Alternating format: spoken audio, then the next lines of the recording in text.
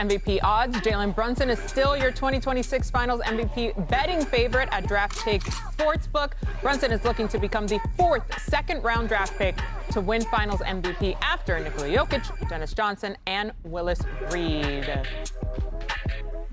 All right, let's break down the adjustments because that is what dictates the NBA Finals. And if you think about Game 3, everyone was saying that towards the end, Jalen Brunson was too ball dominant. Well, the adjustment was that they started spreading the love in the fourth quarter, especially of Game 4. 12 made field goals, 9 of them assisted, but he was still the top dog. Let's break it down with the tape because I love this. You see the swing from sideline to sideline. Here's a tough double team.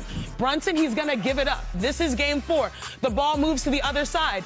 Everyone's reading the defense and it gets back to him so that he can get to the action. He draws 2 again. This time finds the real hero of Game 4, Jose Alvarado, who came with energy with both assists, but that was a huge made 3. Now to the final 2 minutes. Again, Brunson is still going to attack. Great screen by Karl-Anthony Towns. This is what you want to see. A top defensive player of the year versus Jalen Brunson, a former clutch player. Fearless. Wemby, 7'4", Brunson, 6'2", doesn't matter. He's got the dagger. I was there. The arena went crazy. And last but not least, again, another nice little ghost screen action. Then Karl-Anthony Towns sets another screen. 2 guys there, Wemby being in drop coverage. They keep swinging the ball. Again, 9 assists in the fourth quarter. Just 90 seconds left. You see the paint. This man is tough. They call him Big Body Brunson because he can cross you over, get you downhill, and with a beautiful floater, finish it. It was an amazing adjustment that they made, the New York Knicks. And if you don't call it a comeback, I don't know what you call it because the Knicks, they trailed by as many as 14 in Game 1, 12 in Game 2, 29 in Game 4, setting up the largest comeback in NBA Finals history. New York is the first team to win 3 games in a single Finals where they have trailed in the final 2 minutes in the last 55 years. Make it make sense, MJ. Insane, Shanae. Okay, when one team rallies back, it means one team lets the game go. Mitch Johnson earlier today spoke about how he expects San Antonio to bounce back. Yeah, I can't speak for everybody else. I don't get into social media. I think I've probably been fired 212 times, and we've traded Fox 72 times. And, unfortunately, we still got to show up and play tomorrow, and I got to coach. So the people that matter, we bond together, we stick together through the highs and lows.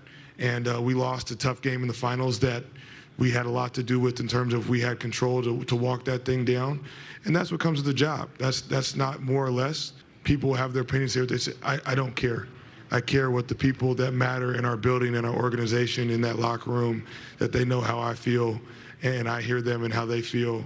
And De'Aaron Fox will have the basketball in his hands at the end of the game tomorrow, and I have nothing but the utmost confidence that he's going to deliver like he's done countless times for us. It's a tall task for the Spurs to climb back into the series, but we're welcoming in somebody that, hey, he knows a thing or two about beating the Knicks. The Detroit Pistons swept their season series with New York by a margin of 28 points per game. Head coach JB Bickerstaff is here. Great to see you, Coach. Thanks for coming by. Good to see you. Happy to be here. All right, so let's start with what Chiney just laid out for us. The Knicks continue to find ways to pull out gritty wins. What stood out to you watching that all-time comeback in Game 4?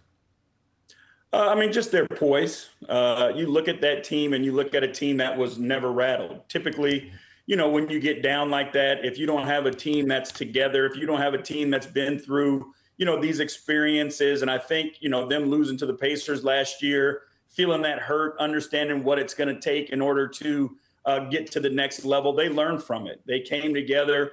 You heard a lot of noise early on in the season about this team. But they never wavered. And Mike Brown has done a heck of a job instilling his system, instilling belief in, each individual guy and understanding, how they all can impact it. And like, you said it, your leadership and Jalen Brunson being unselfish and willing to make the right play down the stretch. If they put 2 guys on you, it's a simple game. Throw the ball to the open man.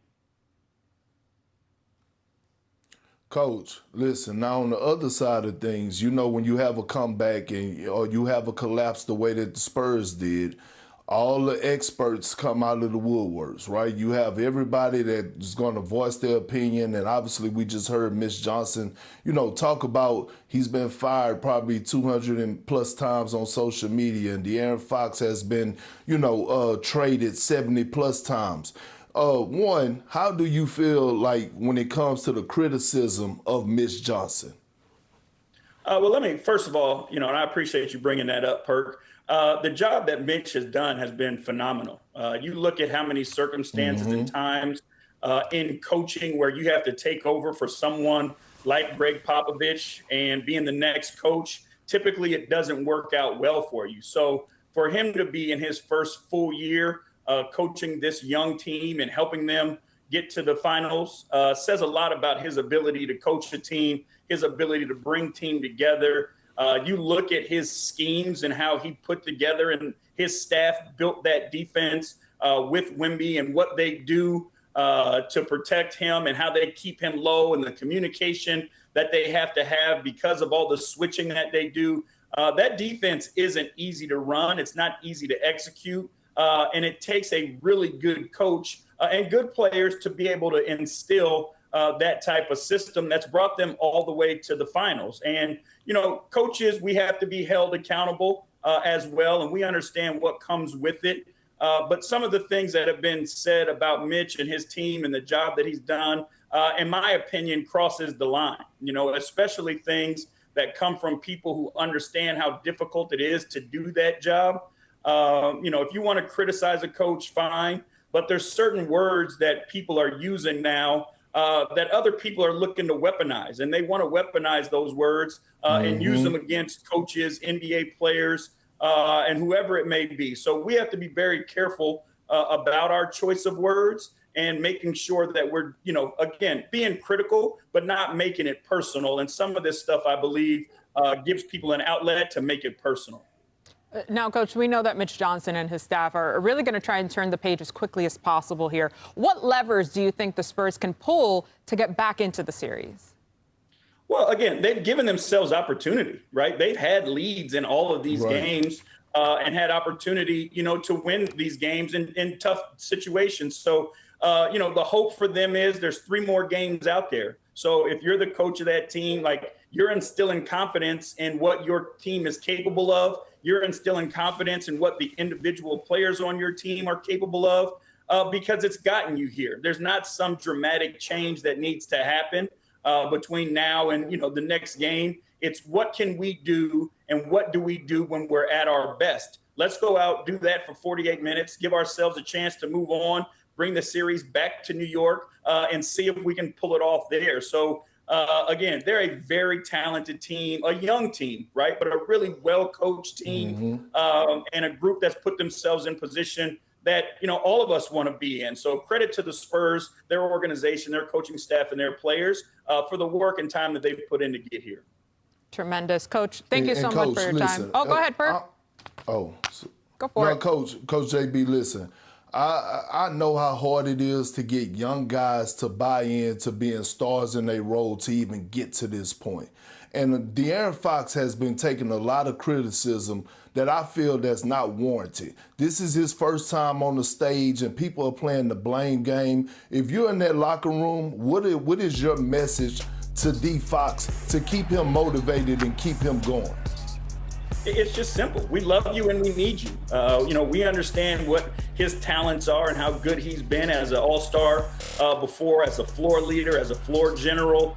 So all we need you to do is be who you are, and who you are is good enough. The outside noise doesn't matter. The outside noise has no impact on the job that he has to do, what his teammates think of him, what his coaching staff thinks of him.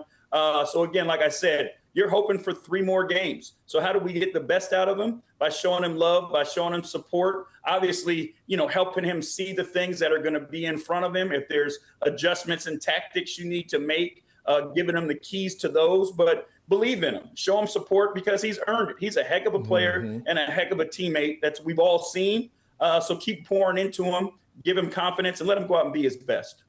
Thanks, Coach. We appreciate you and your time. All right, coming up, Wemby keeps stretching the limits of what's possible. Is he also stretching the limits of how the game is officiated?